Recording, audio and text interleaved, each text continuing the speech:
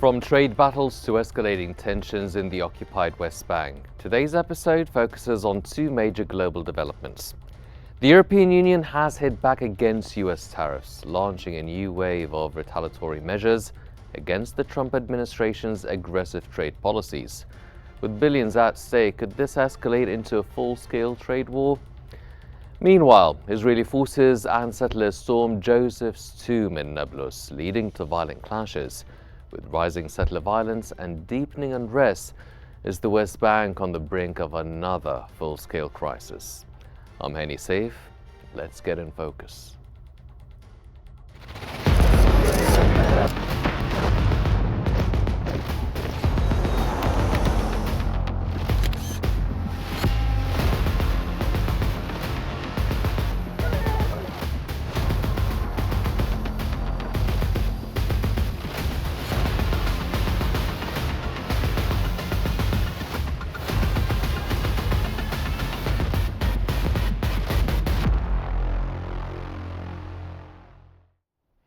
The trade standoff between the European Union and the United States has entered a new phase. After President Donald Trump imposed new tariffs on steel and aluminum, the European Union has retaliated with targeted levies on key American exports. As both sides dig in, businesses brace for higher costs and diplomatic tensions rise. Can the European Union force Trump to back down, or will this escalate into a full-out trade war? The European Union has announced a two-stage countermeasure against Trump's sweeping new tariffs, targeting $28 billion in US exports. Phase 1, on April 1st of 2025, the EU will reimpose tariffs dating back to Trump's first term, including levies on bourbon, jeans and motorcycles. Phase 2, which is in mid-April 2025, additional tariffs on over $19 billion worth of American goods, including agricultural and industrial projects. European officials say the move is aimed at defending EU industries from unfair US trade policies. But with no progress in negotiations and both sides doubling down, experts warn that this could trigger significant economic fallout.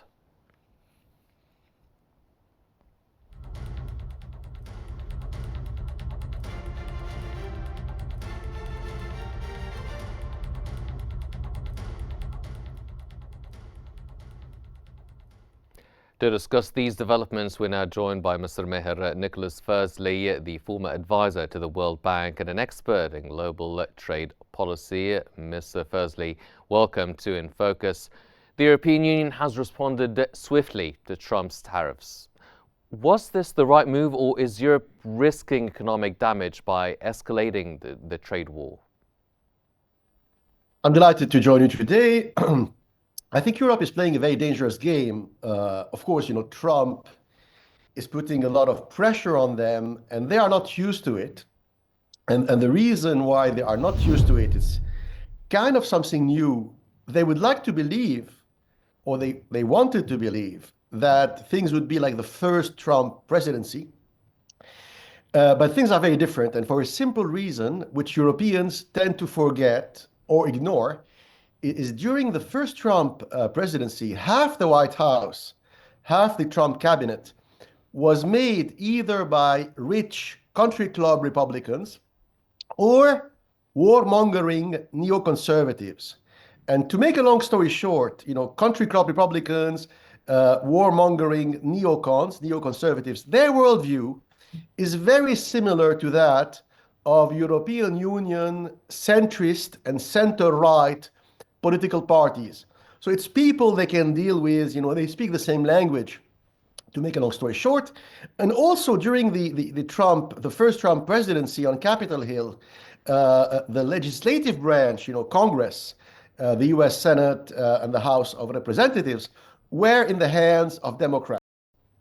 Fast forward today, the world has changed because, to make a long story short, Trump eliminated the country club and neocon wings of his own political party, the Republicans. It is now a Trumpian or Trumpist party, and he controls, the Trump guys control Capitol Hill, they control the US Senate, and the House of Representatives. So right now, the Europeans have to deal with a new animal, very different from the first one. And people like Macron, so if you listen to President Emmanuel Macron, who sees himself as the leader of the European Union, he gave an interview yesterday and he was saying, oh, I know how to deal with Trump. And he was saying it in a very pejorative way. And of course, they don't know. The Europeans don't know at all how to deal with Trump. And they will discover in the coming days that he has the intent to strike them forcefully if they don't do a few things. So there are a few things that the Trump White House would like to see Europe doing. And right now, the Europeans are reluctant. They want business as usual. They want things to remain the same, and a clash is unavoidable. So when you have two wills or two worldviews which are that different, and the weak one, and here the weak one is the EU, is not willing to make any concession, we're going towards a clash. So I think what we're witnessing now, that it's the beginning of a tit for tat, a beginning of a brutal commercial tit for tat. I think, sadly, things are going to get worse in the coming weeks and months. Well, the American view or Trump's tariffs are intended to boost the US industry, particularly steel and aluminum. Could they actually succeed, or will the costs outweigh the benefits? That's a very good question. and I think that's the crux of the issue, much more than what the EU does or doesn't do. That is the crux of the issue. So the plan behind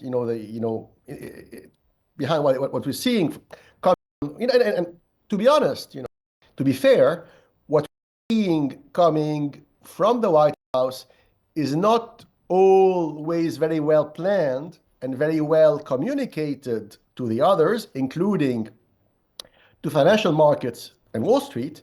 And so sometimes there is a perception that they are disorganized or confused. I think it's not true. I think they have a plan, and they're implementing it perhaps clumsily, but the plan is what?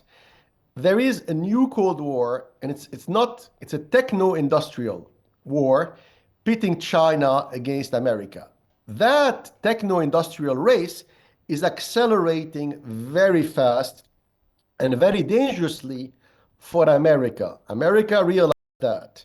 So they are now back in the race. They have to be focused. Focused on what? Focused on the fifth industrial revolution.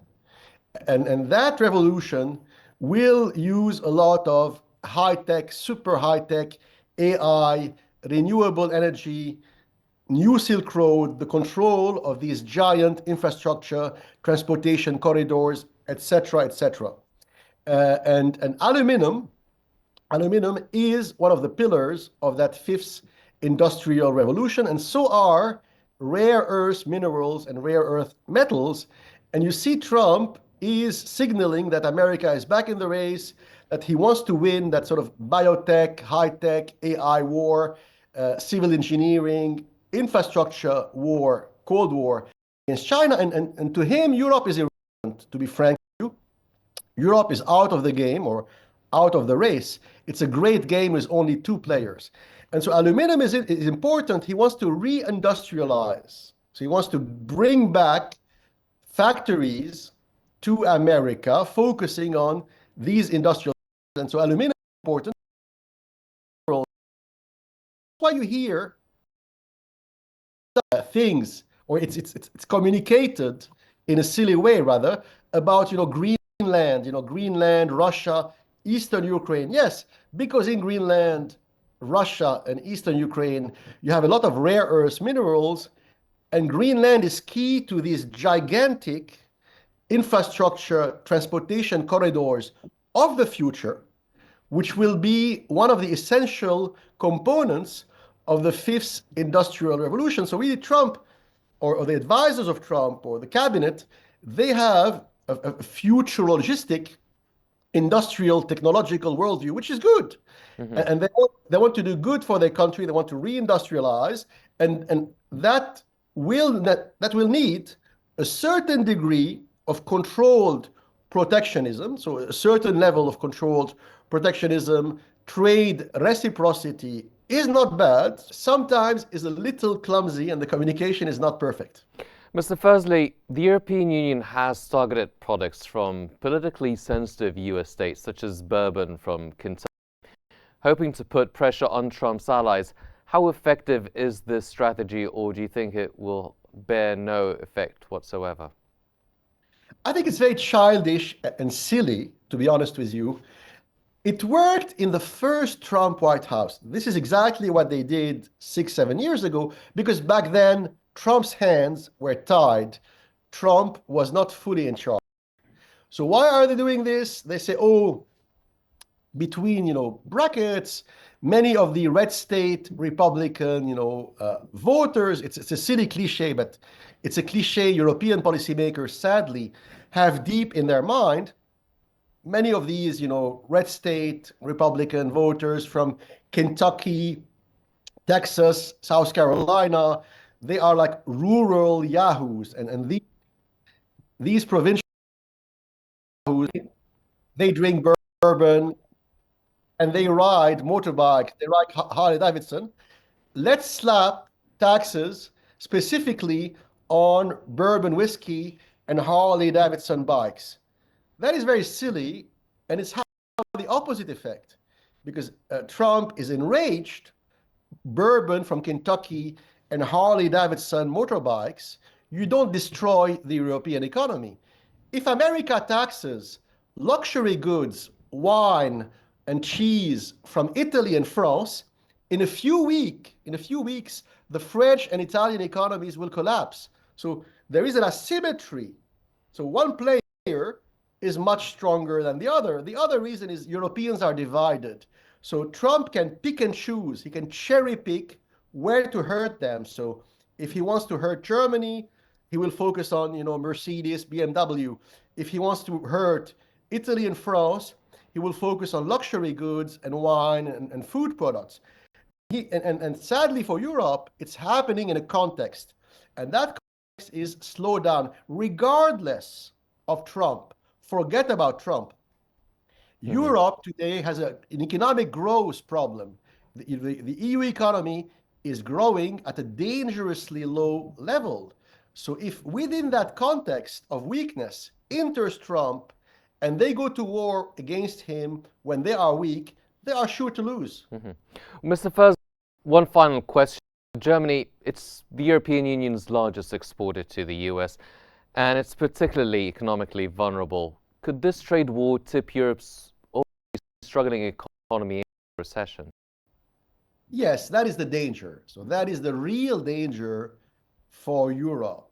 And that's why I hope, as a European myself, as a committed European myself, I really hope that in Berlin, Paris, and Brussels, cooler heads prevail. What do I mean by cooler heads? Policy thinkers, policy makers who are cold-blooded and very Cartesian, to use a French word, and very rational.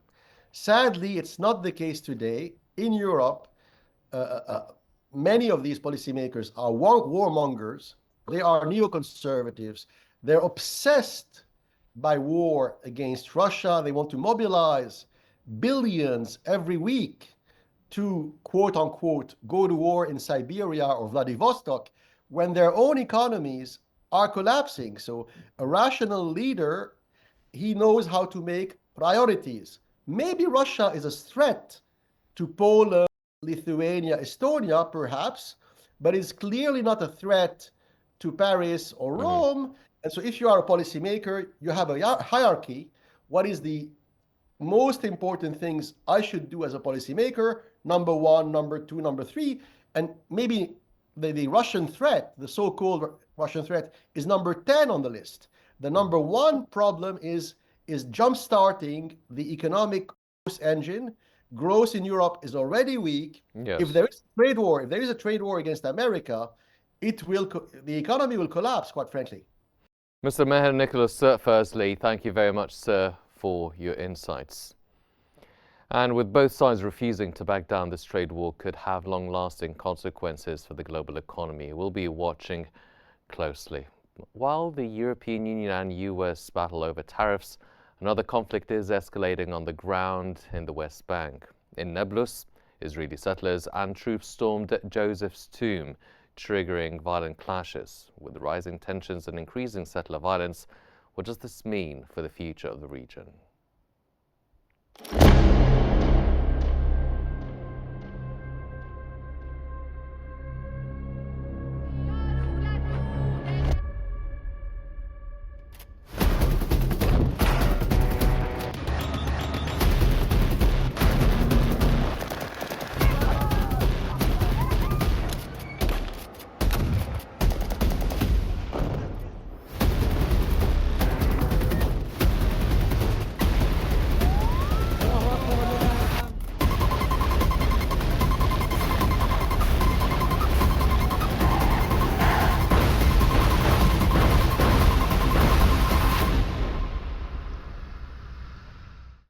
The occupied West Bank is once again witnessing major escalations. Israeli forces, alongside settlers, have raided Joseph's tomb in Nablus, sparking confrontations with Palestinian residents. With arrests, road demolitions and settler violence on the rise, tensions in the region are at a boiling point. Is the situation in the West Bank spiraling further out of control? Now, Israeli forces continue widespread military operations in the West Bank, arresting Palestinians and demolishing infrastructure. Overnight raids targeted Qabatiyya and Araba, leading to mass arrests and road destruction. Israeli forces claim they are disrupting militant networks, but Palestinian officials say these operations are indiscriminate and escalating tensions. Over 910 Palestinians have been killed in the West Bank since October 7th, and settler attacks have displaced thousands. Those religiously significant Muslims have become a flashpoint for Israeli incursions, sparking further violence.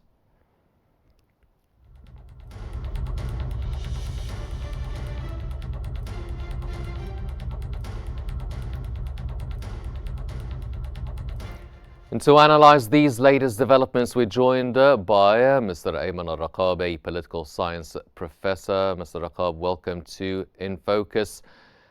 Sir, the Israeli settlers and troops stormed Joseph's tomb again. Now, why has this site become such a focal point of the conflict?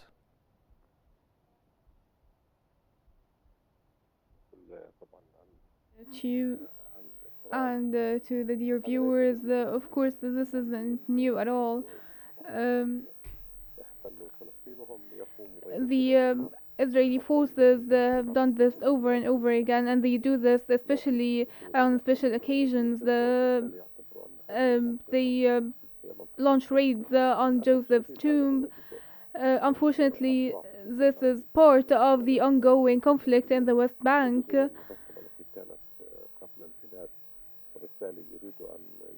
The Israeli forces is doing their best to annex more lands from the West Bank, and what happened in Joseph's tomb is only one of the violations.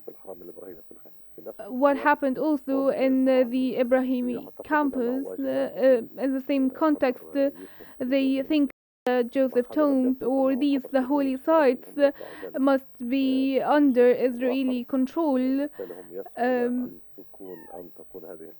therefore they seek to annex such areas.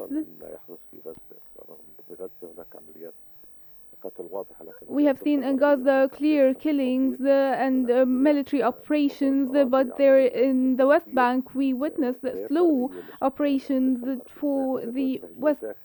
We have seen internal displacement that is systematic and ongoing. Mr. Raqab, now the Israeli military claims these operations are aimed at countering terrorism, but Palestinian officials say they are part of a broader settler expansion strategy. You see this, especially with 1,000 reported attacks have been taking place since October. How much is Netanyahu's government enabling this escalation?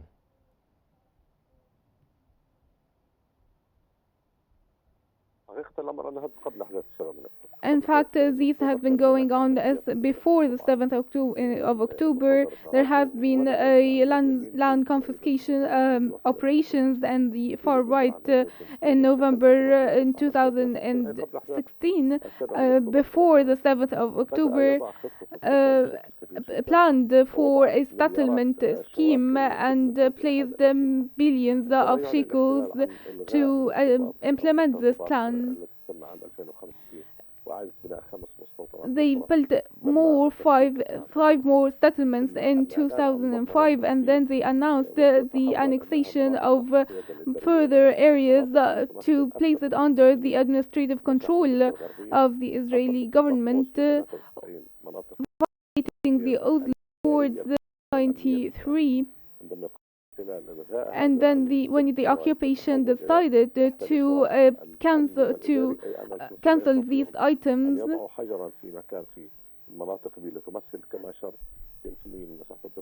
they have been building settlements, and now the Palestinians are not even allowed to build any more homes except with the approval of the Israeli authorities. The occupation now the occupation before launched attacks on Jenin camps and other refugees camps even before the 7th of October. This is a systematic settlement scheme that has been growing before all the escalations and what happens in 2023. I think that what happened, and focusing on Gaza and the displacement of its population, and as stated by the US, displacing the Palestinians, and these proposals are just destruction, and the Palestinians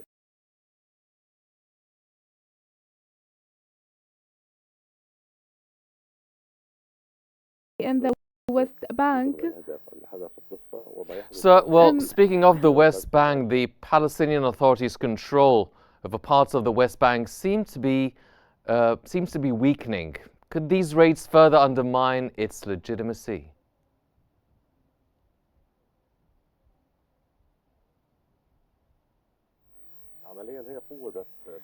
Practically, the PLO has been undermined over and over. Now it is only controlling 14% of the West Bank lands, and so I think what is happening now is the further undermining the Palestinian Authority. Even the resolutions of the